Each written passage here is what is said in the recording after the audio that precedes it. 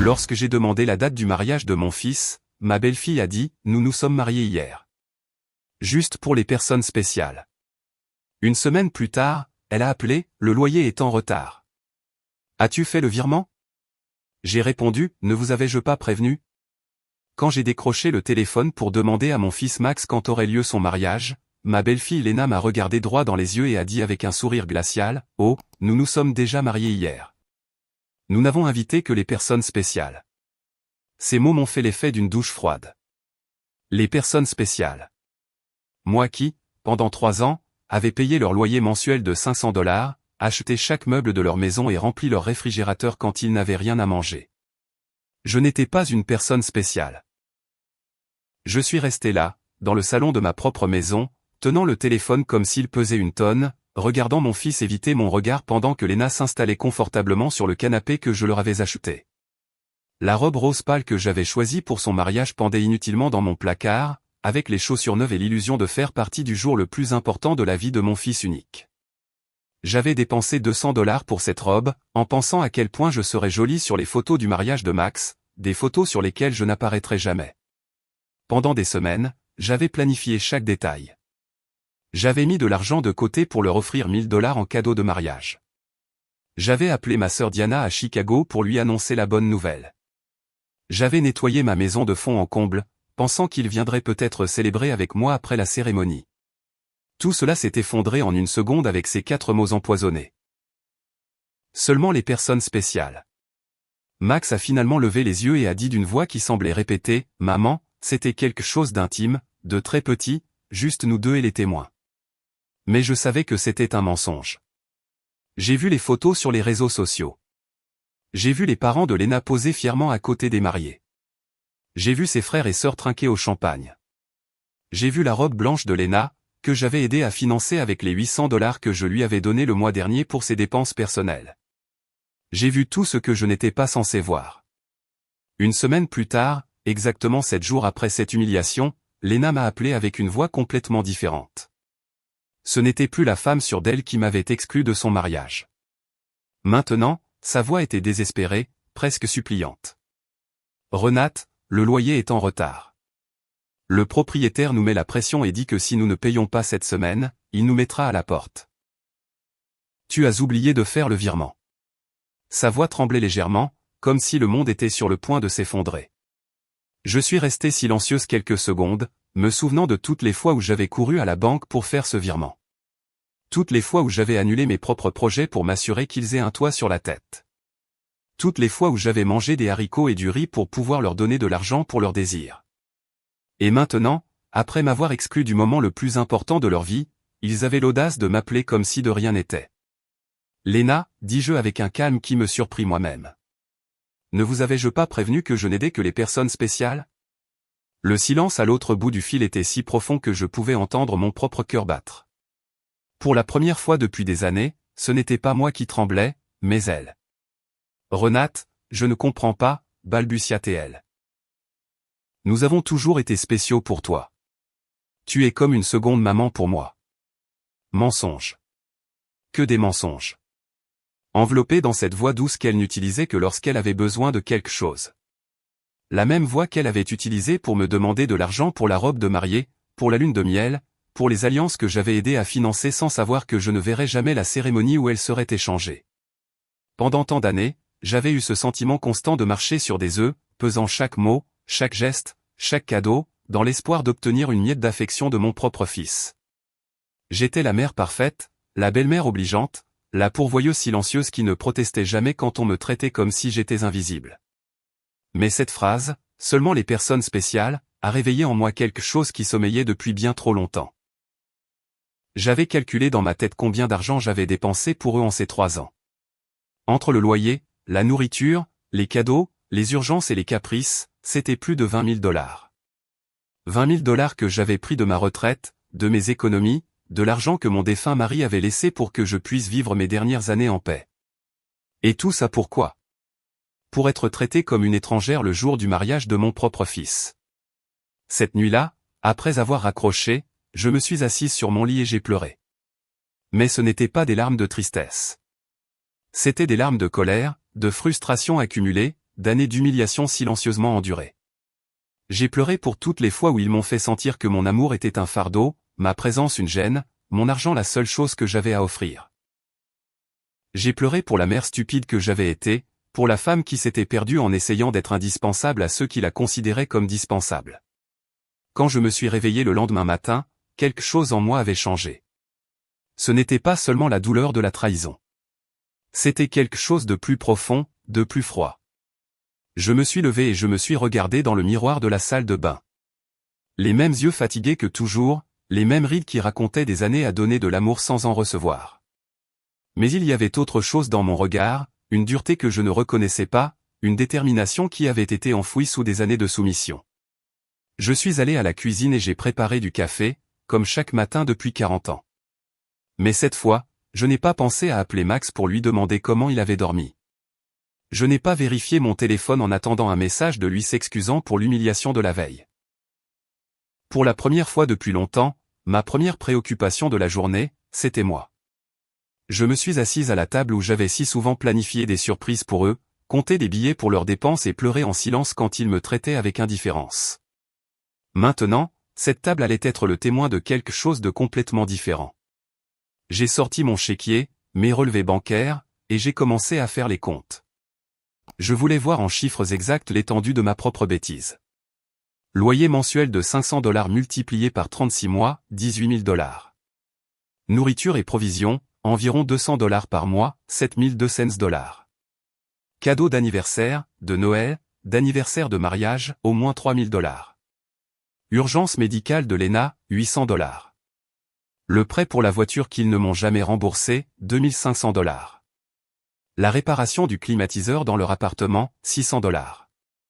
Les meubles du salon, $1 200. $33 400. C'était la somme exacte de ma générosité. $33 400 que j'avais gaspillé de l'héritage de mon mari, de ma pension, des économies que j'avais mises de côté sou par sou pendant des décennies de travail honnête. Tout cet argent jeté par les fenêtres pour maintenir le confort de deux adultes qui ne pouvaient même pas faire semblant de me respecter. Le téléphone a sonné et j'ai vu le nom de Max sur l'écran.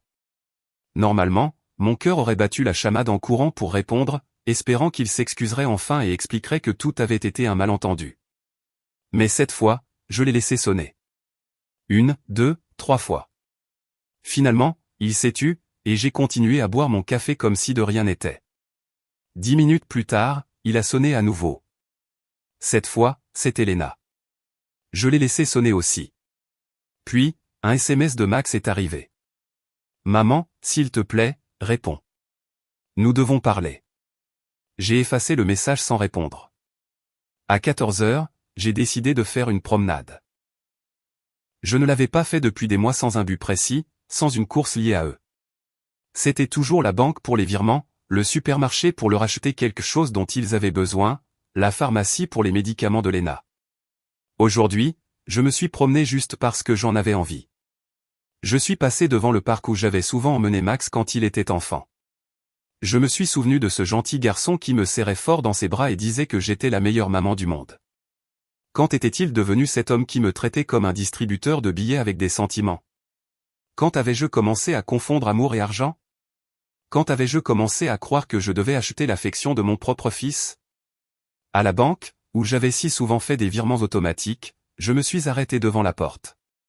Le directeur de l'agence, Monsieur Klein, m'a vu à travers la vitre et m'a fait un signe de la main. Je le connaissais depuis des années. Il avait traité chacun de mes virements à Max et Lena.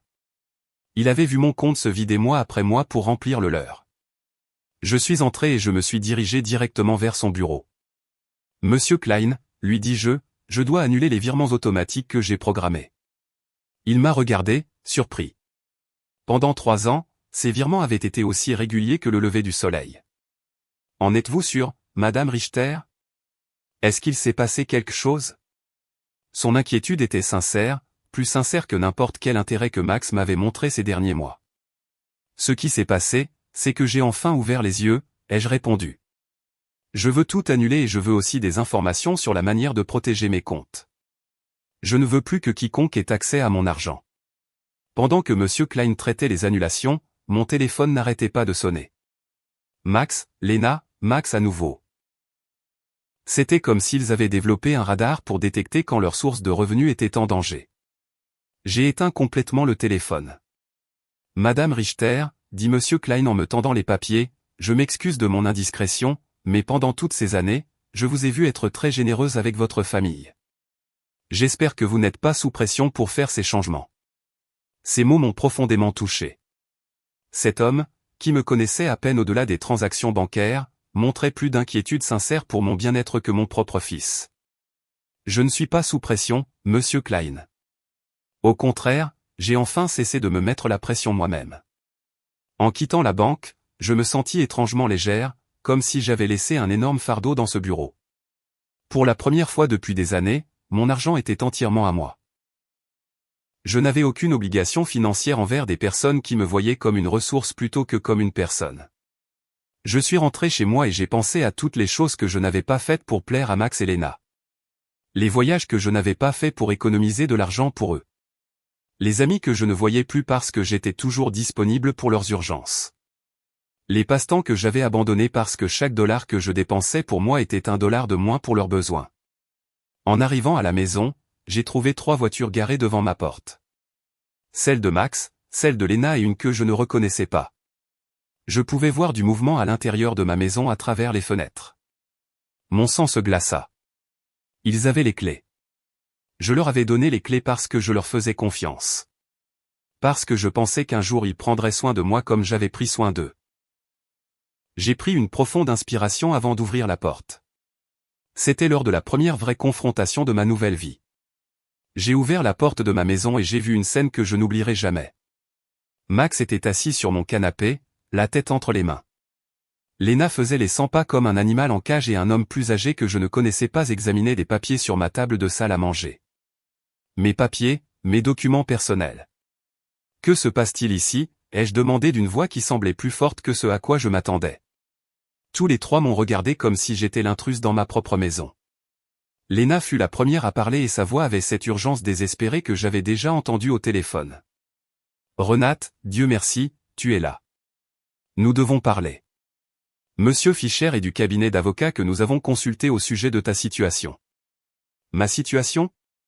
La question est sortie de ma bouche avec un calme qui m'a surprise. Quelle situation ? Je vais parfaitement bien. Max a enfin levé la tête et m'a regardé avec ses yeux qui appartenaient autrefois à un enfant innocent et qui ne reflétaient plus que la panique financière. Maman, nous sommes allés à la banque et ils nous ont dit que tu avais annulé tous les virements. Monsieur Klein a expliqué que tu avais aussi bloqué notre accès à tes comptes. Nous ne comprenons pas pourquoi tu as fait ça. Monsieur Fischer, un homme dans la cinquantaine en costume gris et avec un sourire qui n'inspirait pas confiance, s'est approché de moi la main tendue. Madame Richter, je suis le docteur Fischer, un avocat en droit de la famille. Vos enfants s'inquiètent pour votre bien-être mental et m'ont demandé d'évaluer la situation. Je ne lui ai pas serré la main. Au lieu de cela, je suis allé directement à ma table de salle à manger et j'ai rassemblé tous mes documents qu'il avait examinés sans ma permission. Ce sont mes papiers privés. Vous n'avez pas le droit de les regarder sans mon consentement.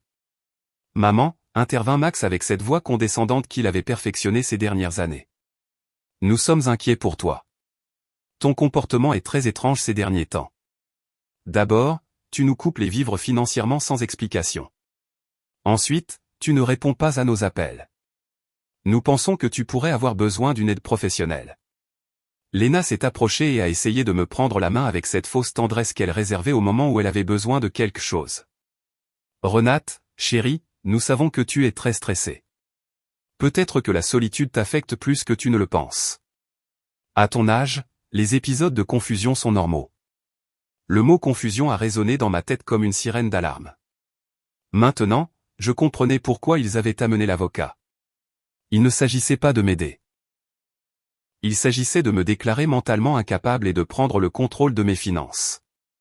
La même femme qui m'avait dit qu'il n'invitait que des personnes spéciales à leur mariage me traitait maintenant comme une vieille dame sénile.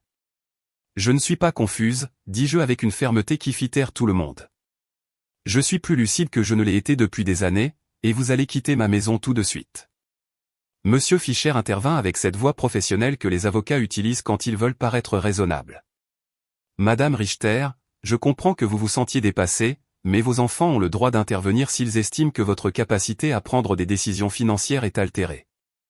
Ils ont documenté plusieurs comportements inquiétants. Des comportements inquiétants? Le rire qui sortit de ma gorge était rauque, presque cruel. Comme quoi? Décider que mon argent m'appartient? Décider de ne plus financer la vie de deux adultes qui me traitent comme un déchet? Léna a sursauté comme si je l'avais giflé. Nous ne t'avons jamais maltraité. Tu fais partie de notre famille. Tout ce que tu as nous appartiendra un jour de toute façon. Nous ne faisons qu'accélérer le processus. Voilà la vérité, nue et sans phare. Tout ce que j'avais leur appartiendrait un jour. Dans leur esprit, j'étais déjà morte et ils ne faisaient que percevoir leur héritage à l'avance. Peu importait que j'aie 70 ans ou 70 jours à vivre. Pour eux, je n'étais qu'un distributeur de billets sur pattes qui était devenu problématique. Dehors, dis-je en montrant la porte. Sortez tous les trois de ma maison. Max se leva avec ce visage d'enfant en colère qu'il faisait quand il n'obtenait pas ce qu'il voulait. Maman, on ne peut pas simplement partir. Nous avons des obligations. Le loyer, les paiements de la voiture, la carte de crédit pour laquelle tu t'es portée garante. Tu ne peux pas nous couper les vivres du jour au lendemain. Je ne peux pas? Ma voix s'éleva pour la première fois de toute la conversation. Qui dit que je ne peux pas? Pendant des années, j'ai payé un loyer qui n'était même pas à mon nom. J'ai rempli un réfrigérateur dans une maison où je n'étais pas la bienvenue. J'ai financé une vie qui n'avait clairement pas de place pour moi. Monsieur Fischer sortit un dossier de sa mallette et le posa sur ma table. Madame Richter, nous avons préparé des documents qui pourraient faciliter cette transition. Une procuration qui permettrait à Max et Léna de gérer vos finances plus efficacement. Ce ne serait que temporaire, jusqu'à ce que vous vous sentiez mieux. J'ai pris le dossier, sans même l'ouvrir, je l'ai jeté directement dans la poubelle. La seule transition qui va se produire ici, c'est la vôtre vers la porte d'entrée. Léna se mit à pleurer, mais ce n'était pas des larmes de tristesse. C'étaient des larmes de frustration, de rage contenue.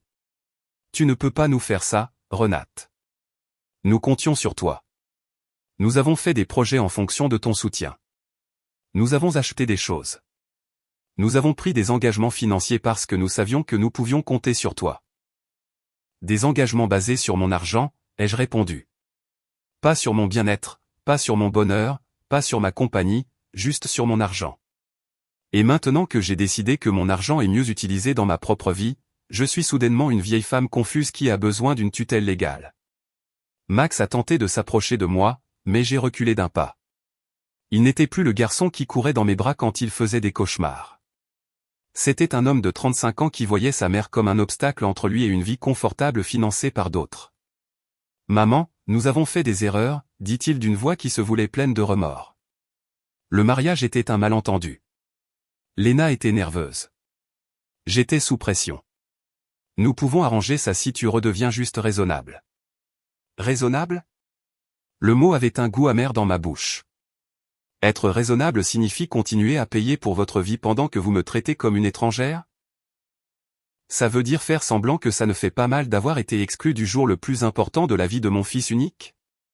Monsieur Fischer a rangé ses papiers avec l'efficacité de quelqu'un qui a l'habitude de voir ses propositions rejetées. Madame Richter, ce n'est pas fini. Votre famille a des options légales.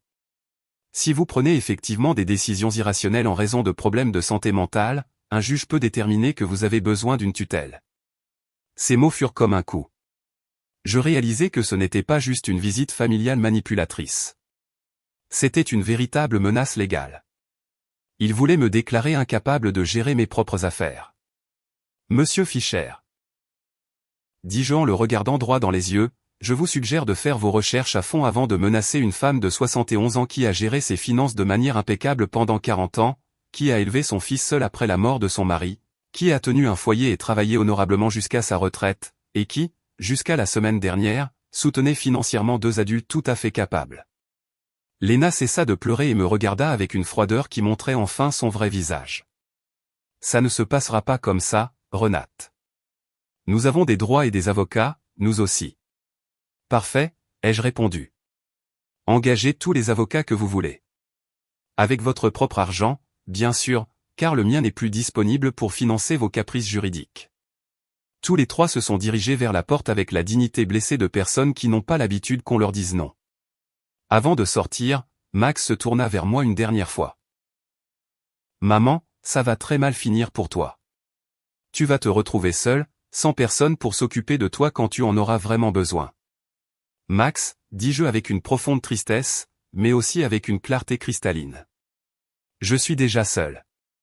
La différence, c'est que maintenant, c'est par mon propre choix, et non par votre négligence. En fermant la porte derrière eux, je suis resté dans mon salon, entouré du plus beau silence que j'avais entendu depuis des années. C'était le silence de la liberté. Cette nuit-là, je n'ai pas pu dormir, non pas par tristesse ou regret, mais par l'adrénaline d'avoir repris le contrôle de ma propre vie. Je suis resté éveillé dans mon lit, planifiant mes prochaines étapes comme un général se préparant à une bataille. Si Max et Lena voulaient se battre, je leur donnerais une guerre. Mais ce serait une guerre que je mènerais avec intelligence, pas avec émotion. À 6 heures du matin, j'étais déjà habillé et prêt à partir. Mon premier arrêt fut le bureau de l'avocat, Monsieur Weber, un homme que j'avais rencontré des années auparavant lorsque je m'occupais du testament de mon mari.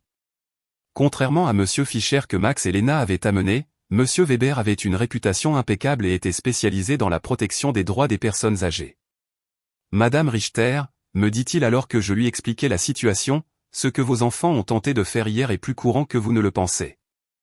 Cela s'appelle l'abus financier envers une personne âgée, et c'est un crime fédéral. Le fait qu'il soit entré dans votre maison sans permission et ait examiné vos documents privés constitue également une violation. Ces mots m'ont à la fois calmé et inquiété. Ils m'ont calmé parce qu'ils confirmaient que je n'étais pas folle, que ce qui s'était passé était vraiment abusif. Ils m'ont inquiété parce que je réalisais que la situation était plus grave que je ne le pensais. Nous devons tout documenter. Poursuivit Monsieur Weber. Chaque virement, chaque cadeau, chaque fois qu'ils vous ont mis la pression pour de l'argent.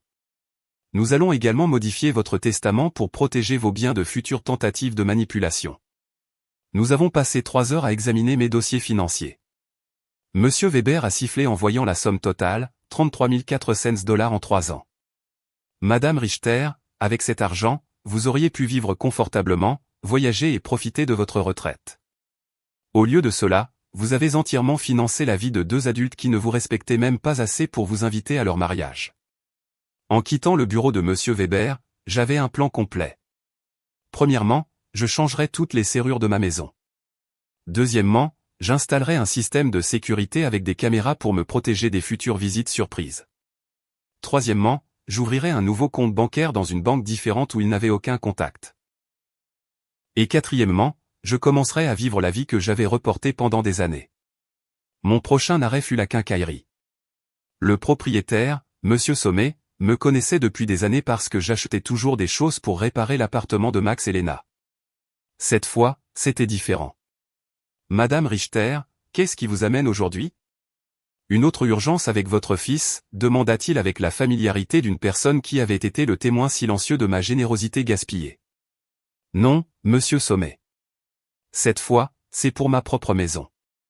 J'ai besoin de changer toutes les serrures, et je veux qu'elles soient de la meilleure qualité. Il m'a regardé, surpris, mais n'a posé aucune question. Pendant que je choisissais les serrures, son fils Ethan, qui installait des systèmes de sécurité, est passé. C'était la providence en action. Ethan, lui dis-je, j'ai aussi besoin d'installer des caméras de surveillance, le système complet. Le prix n'est pas un problème. Pendant qu'il préparait tout pour l'installation le lendemain, j'ai reçu un appel d'un numéro inconnu. C'était Lena qui appelait depuis le téléphone de quelqu'un d'autre car j'avais bloqué son numéro après la confrontation de la veille. Renate, c'est Lena. S'il te plaît, ne raccroche pas. Nous devons parler comme des adultes civilisés. Parle, dis-je sèchement. Écoute, je comprends que tu sois contrarié pour le mariage. C'était une erreur. Max et moi en avons parlé et nous voulons nous faire pardonner. Et si nous organisions un dîner spécial pour célébrer notre mariage avec toi? On peut le faire chez toi. Cuisiner ensemble comme avant. La manipulation dans ses paroles était si évidente que j'ai failli en rire. Lena, combien de loyer devez-vous exactement? Le silence à l'autre bout du fil confirma que j'avais touché un point sensible. Eh bien, c'est 2 mois. 1 000 $ au total. Mais je n'appelle pas seulement pour ça, Renate. Tu nous manques vraiment dans nos vies. C'est moi qui vous manque, ou mon argent? Demandai-je directement. Les deux, répondit-elle avec une honnêteté surprenante. Renate, je ne vais pas te mentir.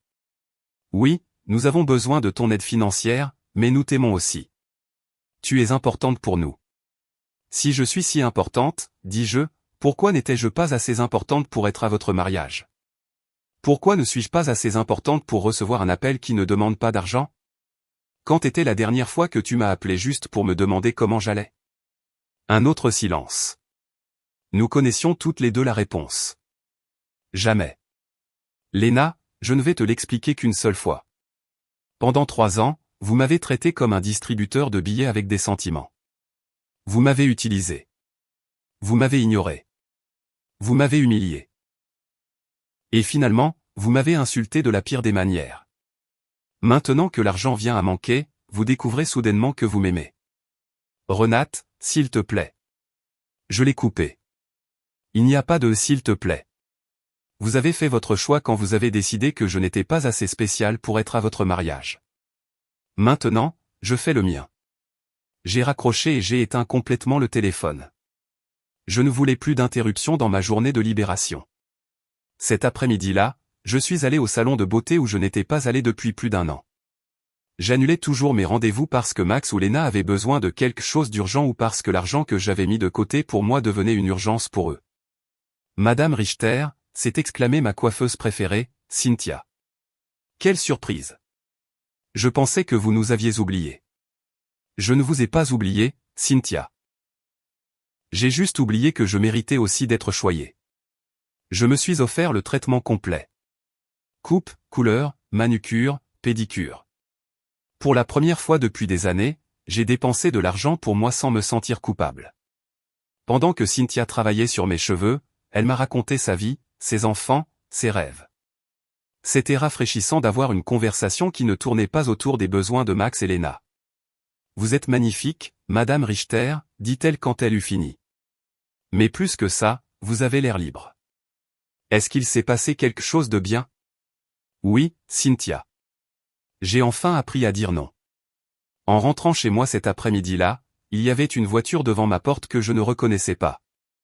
Mon cœur s'est emballé un instant, pensant que Max et Léna étaient peut-être revenus avec des renforts, mais en m'approchant, j'ai vu une femme plus âgée assise sur les marches de mon Porsche. Madame Richter? Demanda-t-elle en sortant de la voiture. Oui, c'est moi. Puis-je vous aider? Je suis Eleanor Brox. Je vis à côté. Nous sommes voisines depuis des années, mais nous n'avons jamais eu l'occasion de parler. Hier, j'ai entendu des voix très fortes dans votre maison, et je me suis inquiété. Est-ce que tout va bien? Son inquiétude sincère m'a profondément touché. Voici une étrangère qui montrait plus d'intérêt pour mon bien-être que mon propre fils. Entrez, Madame Brox. Je vais vous faire un café, et je vais vous raconter une histoire que vous n'allez pas croire. Pendant que je préparais le café, je lui ai raconté toute la situation. Eleanor a écouté sans interrompre, hochant la tête de temps en temps. Et quand j'ai terminé mon histoire, ses yeux étaient remplis de larmes. Madame Richter, dit-elle, vous avez fait ce qu'il fallait. J'ai vécu quelque chose de similaire avec ma fille il y a 5 ans. Je pensais aussi que c'était mon devoir de financer sa vie d'adulte. Je croyais aussi qu'ils ne m'aimeraient pas si je ne leur donnais pas d'argent. Que s'est-il passé? J'ai coupé les vivres quand j'ai réalisé qu'ils ne m'appelaient que lorsqu'ils avaient besoin de quelque chose. Au début, c'était terrible. Ils m'ont menacé, m'ont fait du chantage affectif, ont essayé de me faire culpabiliser. Mais après 6 mois, ma fille a appelé pour s'excuser sincèrement. Maintenant, nous avons une vraie relation basée sur l'amour, pas sur l'argent. Ces mots m'ont donné de l'espoir et ont confirmé que j'avais pris la bonne décision. Pensez-vous que Max et Léna comprendront un jour? Peut-être que oui, peut-être que non, répondit-elle honnêtement. Mais ce n'est plus votre responsabilité, Madame Richter. Votre responsabilité maintenant, c'est de vivre votre propre vie. Cette nuit-là, pour la première fois en 3 ans, je me suis couché sans me soucier de savoir si Max et Léna avaient de l'argent pour le loyer, pour la nourriture, pour leurs caprices. Je me suis couché en pensant à moi, à mes projets, à mon avenir, et j'ai dormi mieux que je ne l'avais fait depuis des années. Le lendemain, Ethan et Monsieur Sommet sont venus à 8 heures du matin pour changer les serrures et installer le système de sécurité. Pendant qu'ils travaillaient, mon téléphone n'arrêtait pas de sonner de numéros inconnus. Lena essayait toujours de me contacter depuis différents téléphones, mais j'avais développé une nouvelle compétence, ignorer complètement les appels qui ne me convenaient pas. Madame Richter, dit Ethan en installant les caméras. Ce système vous donnera une tranquillité d'esprit absolue. Vous pouvez voir depuis votre téléphone qui vient chez vous-même quand vous n'êtes pas là. Et si quelqu'un entre par effraction sans permission, une alerte est automatiquement envoyée à la police. L'ironie ne m'a pas échappé. J'installais un système de sécurité pour me protéger de mon propre fils, mais cela ne faisait plus aussi mal qu'avant. C'était simplement une mesure pratique pour maintenir ma nouvelle paix. Pendant qu'il travaillait, j'ai décidé de faire quelque chose que je n'avais pas fait depuis des années. Appeler ma sœur Diana à Chicago. Nous avions perdu le contact parce que chaque fois que nous parlions, je lui racontais les succès de Max et Lena, combien d'argent j'avais dépensé pour eux, à quel point j'étais fier de pouvoir les aider. Je réalisais maintenant que nos conversations étaient devenues des rapports financiers déguisés en nouvelles familiales. Renate, répondit Diana, surprise. Ma sœur, comment vas-tu? Nous n'avons pas parlé depuis des mois. Je vais bien, Diana. Mieux que bien. Je t'appelle pour te dire que j'ai enfin retrouvé la raison. Je lui ai raconté toute l'histoire depuis le début. Le mariage secret, l'humiliation, la visite avec l'avocat, ma décision de couper les vivres. Diana m'a écouté en silence. Et quand j'ai fini, sa réponse m'a surprise. Renate, ma sœur, il était temps. Chaque fois que nous parlions, ça me brisait le cœur de t'entendre te vanter de l'argent que tu leur donnais, comme si l'amour se mesurait en dollars. Je voulais te dire quelque chose, mais je ne savais pas comment. Que voulais-tu me dire? Que Max n'a jamais parlé de toi avec amour quand je le voyais aux réunions de famille. C'était toujours ma mère m'a aidé avec ça ou ma mère m'a acheté ça, mais jamais ma mère me manque ou j'aime ma mère. C'était comme si tu étais un prestataire de service, pas une personne. Ces mots faisaient mal, mais c'était une douleur nécessaire.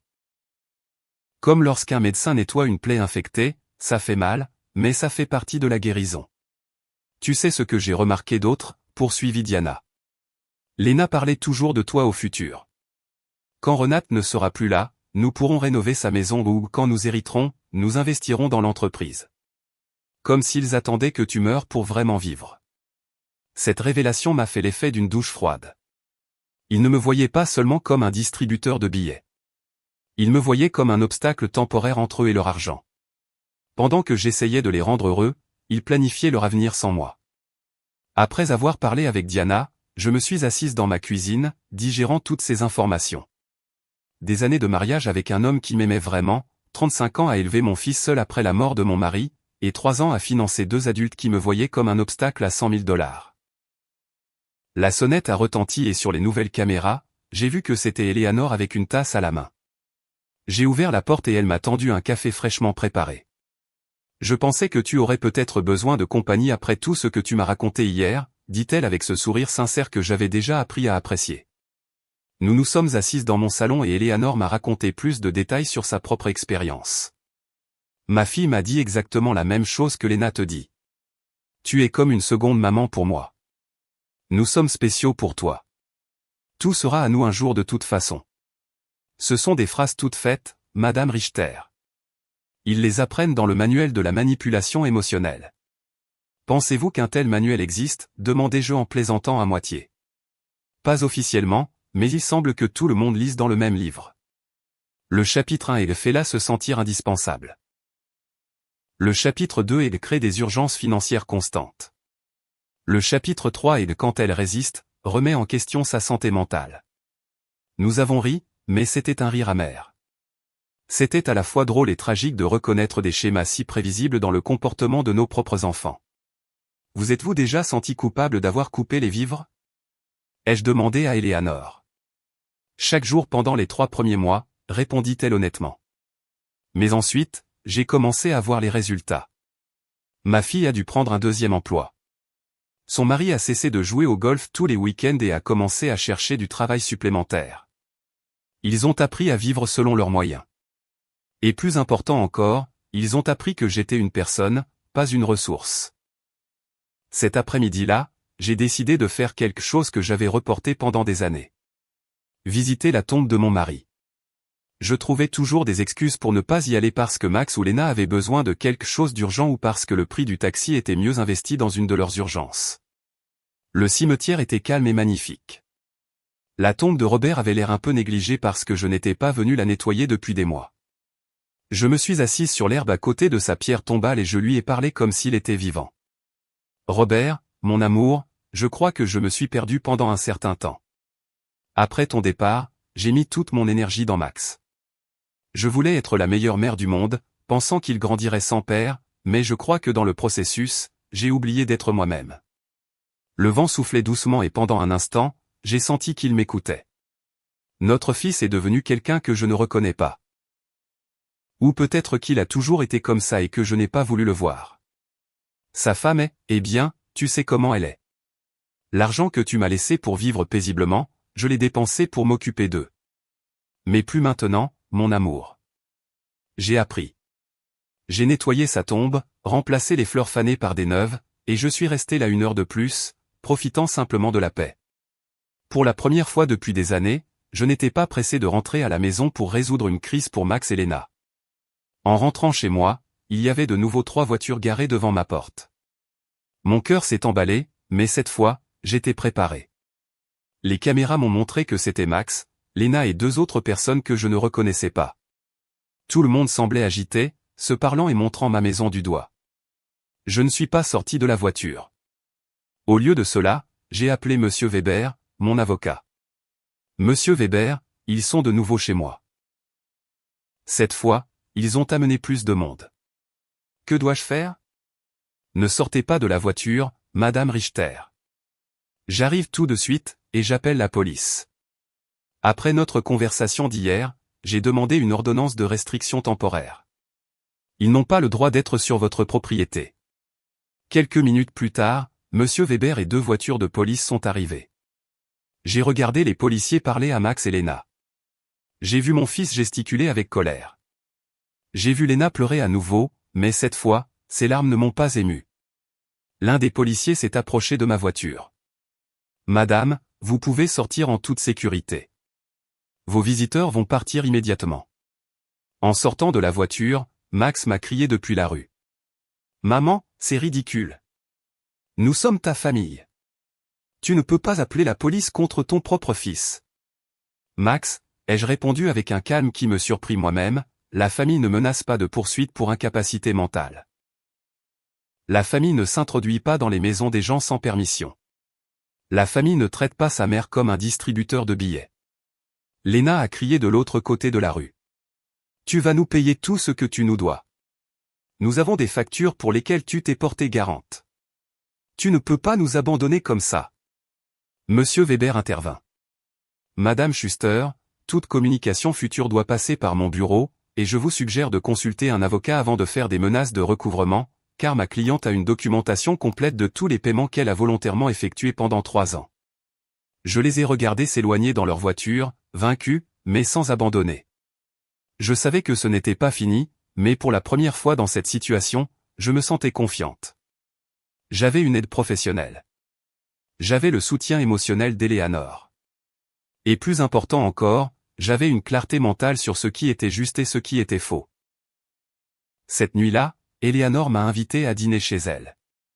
J'ai rencontré sa fille qui était en visite, et j'ai pu voir de mes propres yeux à quoi ressemblait une relation familiale saine. Ils se parlaient avec respect, s'interrogeaient sincèrement sur la vie de l'autre et riaient ensemble. La fille n'a pas demandé d'argent une seule fois de toute la soirée. Je voulais ça aussi avec Max, ai-je avoué à Eleanor après le départ de sa fille. Et peut-être que vous l'obtiendrez un jour, a-t-elle répondu. Mais d'abord, il doit apprendre que vous êtes une personne qui mérite le respect, pas seulement une source de revenus. Pour la première fois depuis des semaines, je me suis couché avec de l'espoir pour l'avenir. Les jours suivants furent étrangement paisibles. Les caméras de surveillance me montraient que Max et Lena passaient devant ma maison plusieurs fois par jour, parfois lentement, parfois ils se garaient quelques minutes, mais sans sortir. C'était comme s'ils étudiaient ma routine, cherchant le moment parfait pour leur prochain coup. Monsieur Weber m'avait conseillé de documenter chacune de ces visites, alors je tenais un journal détaillé avec la date et l'heure. Leur persistance jouera en notre faveur, avait-il dit. Chaque fois qu'ils se présentent après que nous leur ayons dit de ne pas s'approcher, cela renforce notre dossier pour une ordonnance de restriction permanente. Le vendredi matin, je prenais tranquillement mon petit déjeuner quand la sonnette a retenti. Les caméras m'ont montré une jeune femme très bien habillée avec un dossier à la main et un sourire professionnel. Je ne la reconnaissais pas, mais quelque chose dans sa posture me disait que ce n'était pas une visite sociale. « Bonjour, Madame Renate Richter », dit-elle en ouvrant la porte. « Je suis une enquêtrice sociale du Bureau des services aux personnes âgées. Nous avons reçu un signalement selon lequel vous pourriez être dans une situation à risque et nous devons effectuer une visite de contrôle de bien-être. » Mon sang se glaça. Max et Lena avaient fait monter les enchères. Ce n'était plus seulement des menaces d'avocats privés. Maintenant, ils avaient impliqué le gouvernement. « Puis-je voir votre pièce d'identité » ai-je demandé, essayant de rester calme. « Bien sûr. » Elle me montra une carte d'identité officielle qui semblait authentique. « Je suis l'assistante sociale Madame Schmidt. Puis-je entrer et vous parler ?» Je l'ai laissé entrer, sachant qu'un refus aurait été pire pour mon cas. Madame Schmidt s'est assise dans mon salon et a sorti un formulaire de son dossier. « Madame Richter, nous avons reçu des rapports indiquant que vous avez montré des changements significatifs dans votre comportement financier, que vous avez coupé la communication avec votre famille et que vous avez montré des signes de paranoïa en installant des systèmes de sécurité inutiles. On nous a également dit que vous avez refusé l'aide médicale et juridique de vos proches. » Chaque mot avait été soigneusement choisi pour me faire passer pour une vieille femme mentalement perturbée. Je reconnaissais l'écriture de Lena dans la formulation. Elle avait toujours été douée pour manipuler les mots afin d'obtenir ce qu'elle voulait. « Madame Schmidt, dis-je avec toute la dignité que je pouvais rassembler, j'aimerais appeler mon avocat avant de répondre à toute question. »« Madame, ce n'est pas un interrogatoire juridique. C'est une visite de contrôle de bien-être. Si vous n'avez rien à cacher, cela ne devrait pas poser de problème de parler avec moi. » La phrase « si vous n'avez rien à cacher » m'a mise en fureur. C'était la même logique que les agresseurs utilisaient pour justifier leurs intrusions. Si vous êtes innocent, vous ne devriez pas vous plaindre que votre vie privée soit violée. Madame, j'appelle mon avocat. Vous pouvez attendre ici ou revenir un autre jour, mais je ne répondrai à aucune question sans la présence d'un représentant légal. J'ai appelé Monsieur Weber, et il était là en 20 minutes. Quand il est entré et a vu l'assistante sociale, son expression s'est durcie. Madame Schmidt, dit-il après avoir vérifié sa carte d'identité, j'espère que vous avez un mandat du tribunal pour être ici, car ma cliente est sous ma représentation légale et toute enquête non autorisée constitue un harcèlement. Monsieur, répondit Madame Schmidt avec moins d'assurance qu'auparavant. Nous avons des rapports de membres de la famille inquiets pour le bien-être de la dame. Il est de notre devoir d'enquêter. Quelle famille ? Demanda sèchement Monsieur Weber. La même famille qui a tenté de lui faire signer une procuration sans représentation ? La même famille qui s'est introduite dans sa maison sans permission et a vérifié ses documents privés ? La même famille qui l'a exclu d'événements importants tout en vivant de son argent ? Monsieur Weber sortit un dossier de sa mallette et le posa sur la table. Ici, j'ai une documentation complète de l'abus financier et émotionnel de ma cliente. 33 400 $ qui ont été retirés de ses comptes en 3 ans. Exclusion sociale systématique et chantage affectif. Si quelqu'un doit être enquêté ici, ce n'est pas ma cliente. Madame Schmidt a examiné les documents avec un malaise croissant. Il était évident que les informations qu'on lui avait données ne correspondaient pas à la réalité qu'elle avait devant elle. Madame Richter, dit-elle finalement. Pouvez-vous m'expliquer pourquoi vous avez si brusquement cessé de soutenir financièrement votre fils ? Parce que j'ai enfin découvert qu'il m'utilisait, ai-je répondu simplement. Parce que j'ai réalisé que pour eux, je n'étais pas une mère, mais un compte en banque. Parce que j'en avais assez de financer la vie de personnes qui me voyaient comme un obstacle. Mais ne sentez-vous pas qu'il est de votre responsabilité d'aider votre famille ? La question m'a indigné. Madame Schmidt, ma responsabilité en tant que mère était d'élever mon fils jusqu'à ses 18 ans, de l'éduquer et de lui donner les outils pour être un adulte indépendant. Mon fils a 35 ans, est marié et parfaitement capable de subvenir à ses besoins. Financer sa vie d'adulte n'est pas ma responsabilité. C'est mon choix, et j'ai choisi de ne plus le faire. Monsieur Weber intervint. Madame Schmidt, considéreriez-vous comme normal qu'un adulte de 35 ans soit incapable de payer son propre loyer sans l'aide de sa mère de 71 ans ? Madame Schmidt n'a pas répondu tout de suite. Je pouvais voir qu'elle réévaluait toute la situation. Madame Richter, demanda-t-elle après un moment, gérez-vous entièrement vos propres finances? Je peux vous montrer mes relevés bancaires, mes investissements, mes paiements d'impôts. Tout est à jour et en ordre. Vivez-vous de manière indépendante? Comme vous pouvez le voir, je garde ma maison propre.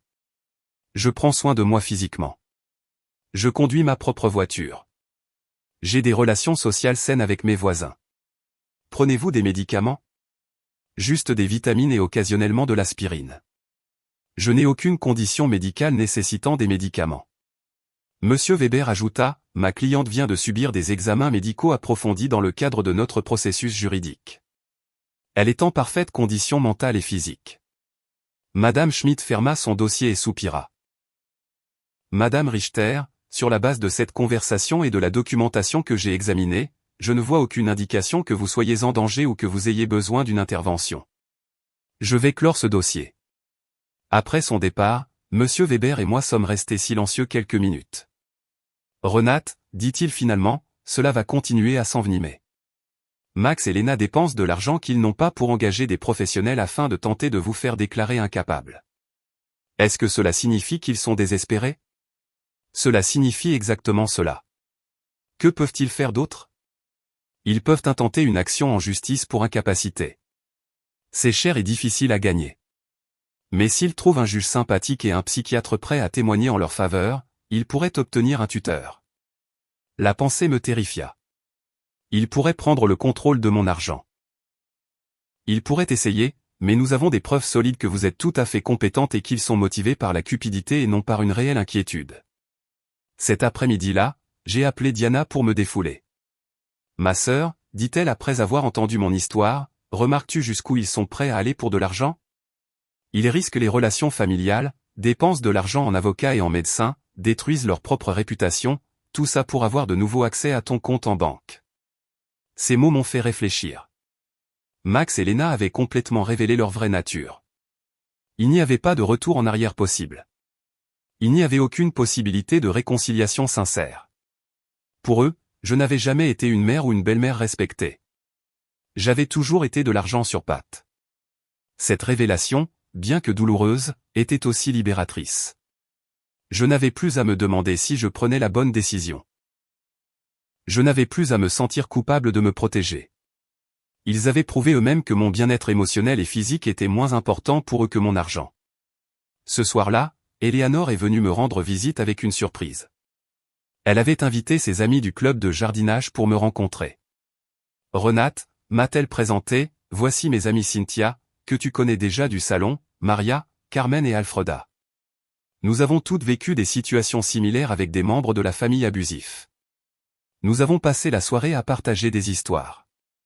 Maria avait dû fixer des limites avec un frère qui lui demandait constamment de l'argent.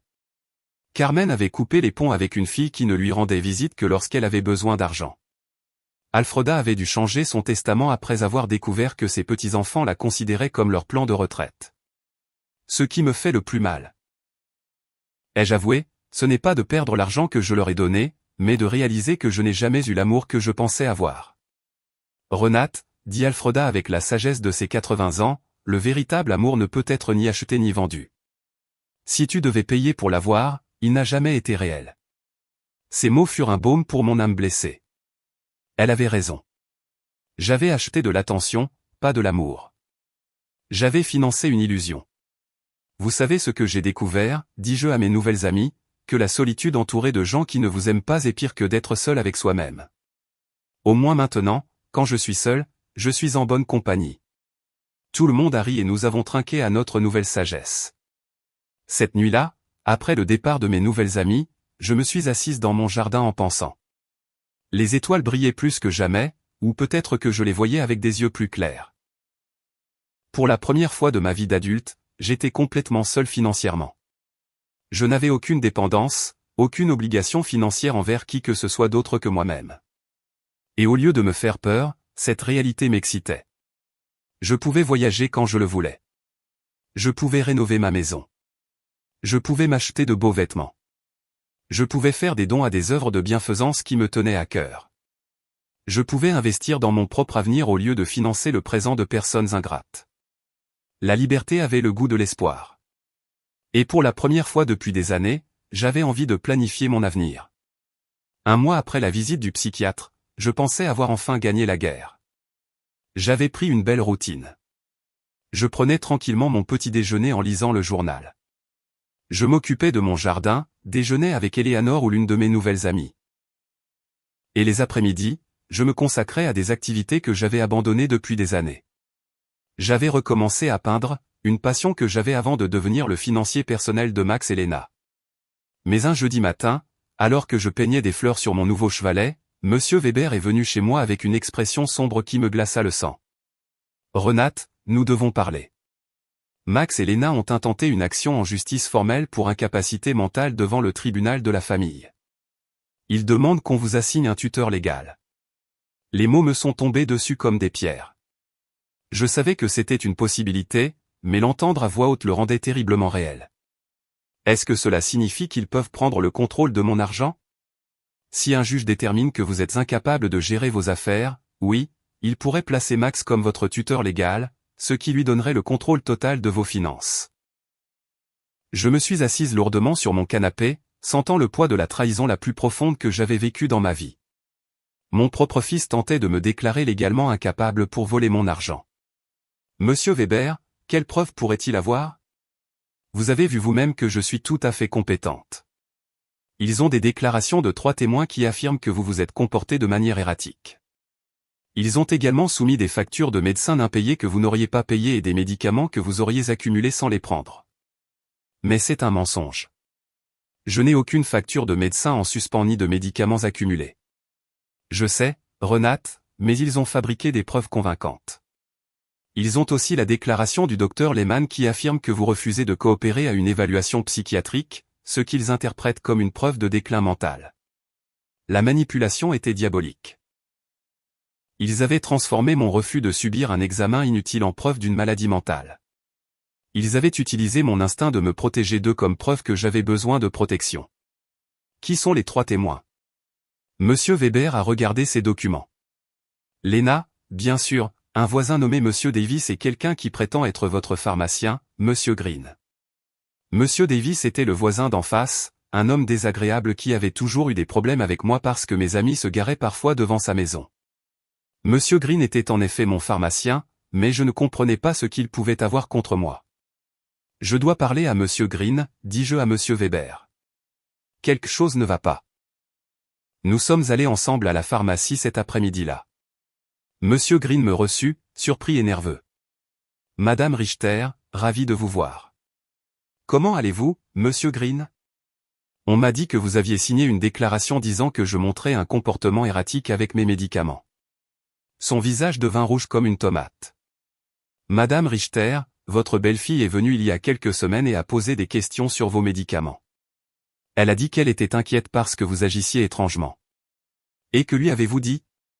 Je lui ai expliqué que vous n'achetez que des vitamines et de l'aspirine occasionnellement, que vous n'avez aucune prescription médicale régulière.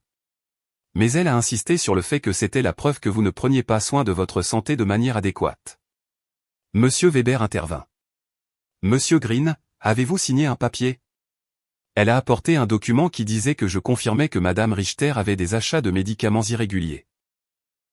Je pensais que c'était pour son assurance maladie ou quelque chose comme ça. Je ne savais pas que c'était pour un procès. Mon propre pharmacien avait été trompé pour signer quelque chose qu'il ne comprenait pas entièrement. La manipulation de Lena ne connaissait aucune limite. Monsieur Green, dis-je, j'ai besoin que vous rédigiez une déclaration expliquant exactement ce qui s'est passé et clarifiant que je n'ai aucun problème avec les médicaments. Bien sûr, Madame Richter. Je suis terriblement désolé pour ce malentendu. Après la pharmacie, nous sommes allés affronter Monsieur Davis.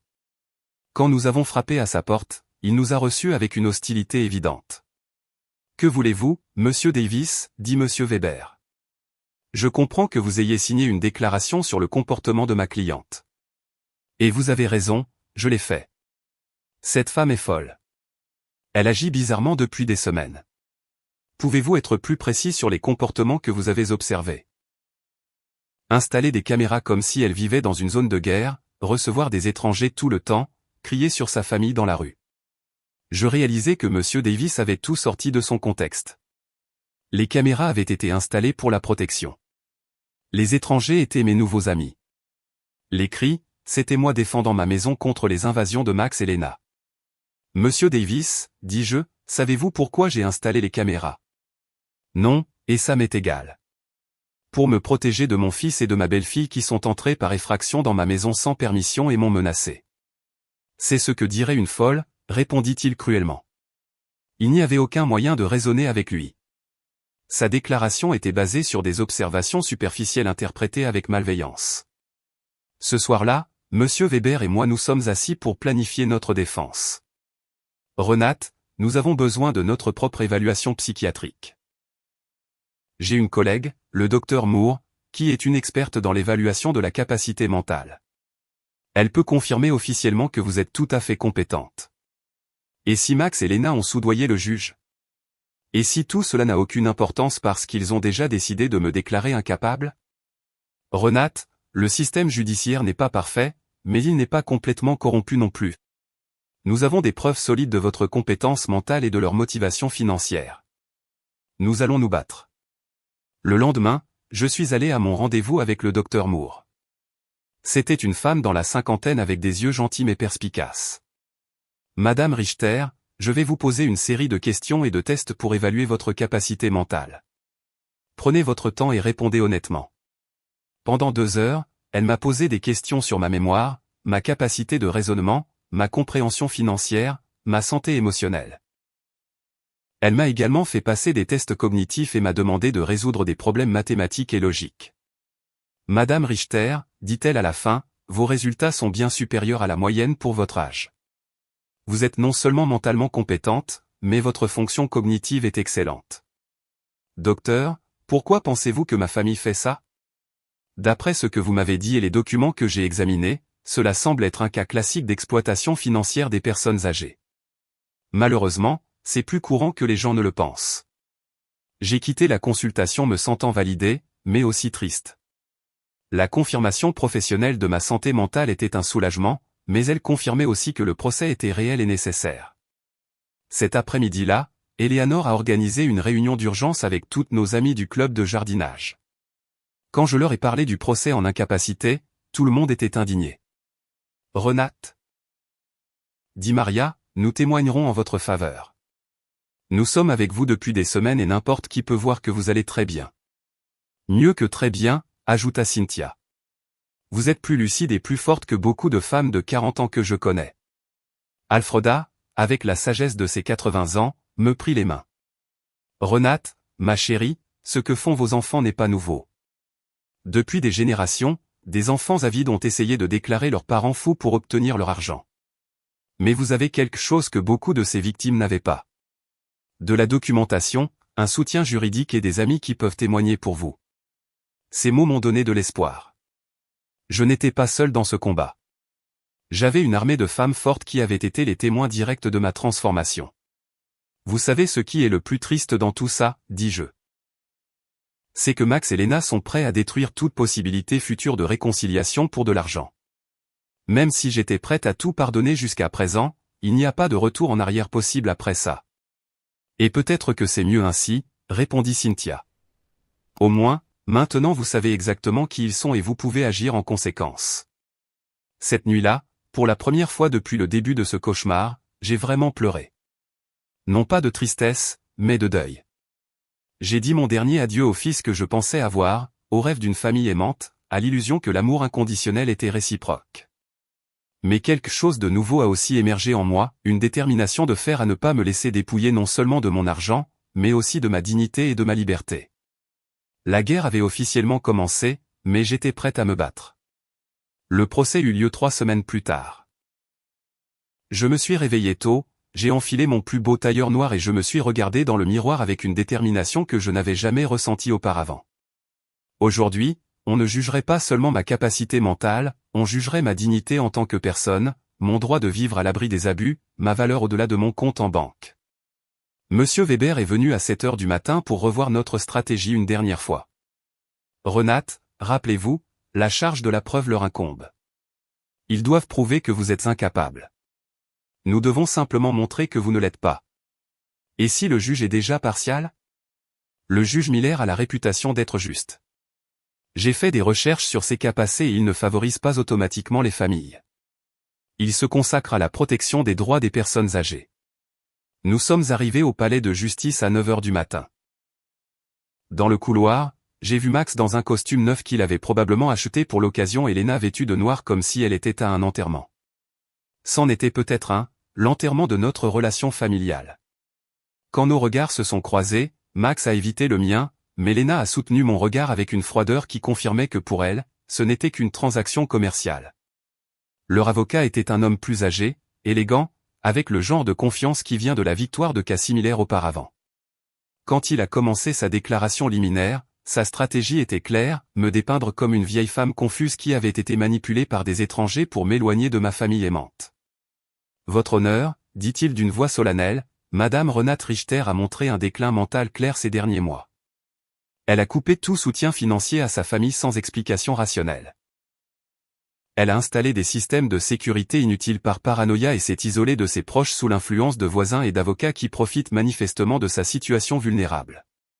Chaque mot avait été soigneusement choisi pour faire passer mon émancipation pour de la démence et ma liberté pour une manipulation externe. Puis ils ont appelé leurs témoins. Lena fut la première à témoigner et sa performance était digne d'un Oscar. Elle a pleuré en décrivant comment j'avais complètement changé, comment j'étais devenu hostile et paranoïaque, comment je m'étais isolé de la famille qui m'aimait. Votre honneur, dit-elle d'une voix tremblante. Renate a toujours été comme une seconde maman pour moi. Voir son déclin mental a été dévastateur. Nous voulons juste l'aider à obtenir les soins dont elle a besoin. Des mensonges enveloppés de larmes convaincantes. Quand M. Weber l'a contre-interrogé, les fissures dans son histoire ont commencé à devenir visibles. Madame Schuster, pouvez-vous dire à la cour quand était la dernière fois que vous avez appelé ma cliente sans demander d'argent? Lena balbutia. Eh bien, nous parlions toujours de beaucoup de choses. Pouvez-vous me donner une date précise? Je ne me souviens pas des dates exactes. Est-il vrai que vous et votre mari vous êtes mariés sans inviter ma cliente? C'était une très petite cérémonie. Est-il vrai que lorsque ma cliente a posé des questions sur le mariage, vous lui avez dit que vous n'aviez invité que des personnes spéciales? Le visage de Lena devint rouge. Ces mots ont été sortis de leur contexte. Quel serait le bon contexte pour dire à votre belle-mère qu'elle n'est pas une personne spéciale? Elle n'a pas pu répondre de manière convaincante. Max était le suivant. Le voir à la barre des témoins, jurant de dire la vérité tout en se préparant à mentir sur ma santé mentale, fut l'un des moments les plus douloureux de ma vie. C'était le garçon que j'avais élevé seul, celui à qui j'avais consacré toute ma vie. Ma mère a toujours été très généreuse avec nous, a-t-il témoigné. Mais dernièrement, elle est devenue erratique et irrationnelle. Nous pensons qu'elle est manipulée par des gens qui profitent d'elle. Quand M. Weber l'a contre-interrogé, le masque est tombé complètement. Monsieur Richter, combien d'argent avez-vous reçu de votre mère au cours des 3 dernières années? Je ne connais pas le montant exact. Est-ce que 33 400 $ vous semble à peu près juste? Peut-être, elle a toujours été généreuse. Et combien de fois avez-vous rendu visite à votre mère sans lui demander d'argent? Le silence était assourdissant. Est-il vrai que vous et votre femme êtes entrés par effraction dans la maison de ma cliente sans permission et avez vérifié ses documents privés? Nous étions inquiets pour elle. Est-il vrai que vous avez amené un avocat pour la presser de signer une procuration? Nous voulions l'aider à gérer ses finances. Avez-vous, à 35 ans, besoin de l'aide de votre mère de 71 ans pour payer votre loyer? Max n'a pas pu répondre avec dignité. Monsieur Davis a témoigné sur mes supposés comportements erratiques, mais quand Monsieur Weber lui a demandé des détails, il a admis qu'il ne m'avait jamais parlé directement et que toutes ces informations étaient basées sur des observations superficielles. Le docteur Lehman a témoigné que mon refus de subir une évaluation était la preuve d'un déclin mental. Mais Monsieur Weber a soumis la documentation de notre évaluation avec le docteur Moore, qui a complètement réfuté ses conclusions. Puis ce fut notre tour. Monsieur Weber a d'abord appelé Monsieur Green, mon pharmacien, qui a expliqué comment il avait été trompé pour signer une déclaration qui déformait mes habitudes d'achat de médicaments. Le docteur Moore a témoigné de mon excellent état mental et a présenté les résultats des tests cognitifs, qui avaient été impeccables. Monsieur Sommet de la Quincaillerie a témoigné de ma compétence mentale et a expliqué que mes décisions d'annuler les virements automatiques étaient tout à fait rationnelles et avaient été traitées correctement. Eleanor et mes amis du club de jardinage ont témoigné de ma clarté, de ma nouvelle vitalité et de ma capacité à maintenir des relations sociales saines. Enfin, ce fut mon tour de témoigner. Je me suis levé avec dignité et je me suis dirigé vers la barre des témoins, sentant le poids de 71 ans d'expérience, de sagesse acquise par la douleur, de force découverte dans l'adversité. Monsieur Weber m'a guidé à travers mon témoignage, me laissant raconter toute mon histoire, les 33 400 $ dépensés en 3 ans, l'humiliation d'être exclu du mariage, la manipulation émotionnelle constante, la violation de ma vie privée, les menaces juridiques. Madame Richter, demanda finalement Monsieur Weber, pourquoi avez-vous décidé de cesser de soutenir financièrement votre fils et votre belle-fille? Parce que j'ai enfin compris que ce que je recevais d'eux n'était pas de l'amour, ai-je répondu d'une voix claire et forte. C'était une transaction commerciale déguisée en relation familiale. Mon argent était le bienvenu, mais moi, en tant que personne, je ne l'étais pas. Regrettez-vous votre décision? Je regrette seulement d'avoir mis si longtemps à la prendre. L'avocat de Max a essayé de me faire paraître confuse lors de son contre-interrogatoire, mais j'ai répondu à chacune de ses questions avec clarté et précision. Quand il a tenté d'insinuer que mes nouvelles amitiés m'avaient manipulé, je lui ai expliqué que pour la première fois depuis des années, j'avais des relations basées sur le respect mutuel et non sur l'intérêt financier. Dans sa plaidoirie finale, l'avocat de Max a insisté sur le fait que j'étais une victime de manipulation externe. La réfutation de Monsieur Weber fut dévastatrice. Votre honneur, ce que nous avons vu ici n'est pas le cas d'une vieille femme incapable, mais celui d'une femme qui a enfin trouvé la force de se libérer d'années d'abus financiers et émotionnels. Les plaignants n'ont présenté aucune preuve médicale réelle d'incapacité mentale. Ce qu'ils ont présenté, c'est de la frustration parce que leur source de revenus a décidé d'exercer son droit légal et moral de protéger ses propres ressources. Le juge Miller s'est retiré pour délibérer pendant 2 heures qui ont semblé durer 2 ans. Quand il est revenu, son expression était sérieuse mais claire. Après avoir examiné toutes les preuves présentées, a-t-il commencé, il est évident pour cette cour que Madame Renate Richter est en pleine possession de ses facultés mentales. Les évaluations psychiatriques professionnelles confirment sa compétence cognitive. Ses décisions financières, aussi douloureuses soient-elles pour sa famille, sont tout à fait rationnelles et dans son droit. Mon cœur se mit à battre plus vite. De plus, poursuivit le juge, les preuves suggèrent que cette action en justice est motivée par un intérêt financier plutôt que par une réelle inquiétude pour le bien-être de Madame Richter. La Cour rejette entièrement la demande de tutelle. J'avais gagné. Je n'avais pas seulement gagné le procès, mais aussi ma liberté, ma dignité, mon droit de vivre à l'abri des abus de ceux qui étaient censés m'aimer. En sortant du palais de justice, j'ai vu Max et Lena parler avec colère à leur avocat. Lena m'a jeté un regard de haine pure avant de s'éloigner. Max m'a regardé une dernière fois, et pendant une seconde, j'ai vu quelque chose qui aurait pu être du regret, mais il était déjà trop tard. Cette nuit-là, Eleanor a organisé une célébration chez moi avec toutes nos amies. Nous avons trinqué à la justice, à la liberté, à la sororité des femmes fortes qui se soutiennent mutuellement. Renate, m'a dit Alfreda, aujourd'hui, tu n'as pas seulement gagné un procès. Tu as regagné ta vie. Elle avait raison. Pour la première fois depuis des années, l'avenir m'appartenait entièrement. Je pouvais voyager. Je pouvais aimer. Je pouvais créer. Je pouvais vivre sans peur, sans culpabilité, sans manipulation. 3 mois plus tard, j'ai vendu ma maison et j'ai déménagé dans un bel appartement près du centre-ville. J'ai fait don de la moitié de mon argent à des organisations qui protègent les personnes âgées contre les abus familiaux. Avec l'autre moitié, j'ai commencé à vivre la vie que j'avais toujours voulu. J'ai voyagé à travers l'Europe, pris des cours d'art et rejoint des groupes de bénévoles. Je n'ai plus jamais eu de nouvelles de Max et Lena. J'ai entendu par d'autres qu'ils avaient dû déménager dans un appartement plus petit et que Lena avait trouvé un emploi pour la première fois depuis des années. Peut-être que l'adversité leur apprendrait ce que ma générosité n'a jamais pu faire, la valeur du travail honnête et de l'indépendance. Certaines nuits, quand je regarde les étoiles depuis mon nouveau balcon, je pense à la femme que j'étais il y a 1 an, craintive, manipulée, croyant devoir acheter l'amour. Cette femme est morte. Et à sa place, est né quelqu'un qui a compris une vérité fondamentale, le véritable amour n'a jamais de prix, et la liberté n'est jamais trop chère. Mon nom est Renate. J'ai 72 ans, et j'ai enfin appris que la personne la plus importante que je dois aimer et protéger, c'est moi-même. Si mon histoire vous a plu, vous pouvez me soutenir en faisant un don pour que je puisse écrire plus d'histoires. Merci d'avance. Et vous, que feriez-vous à la place de cette personne?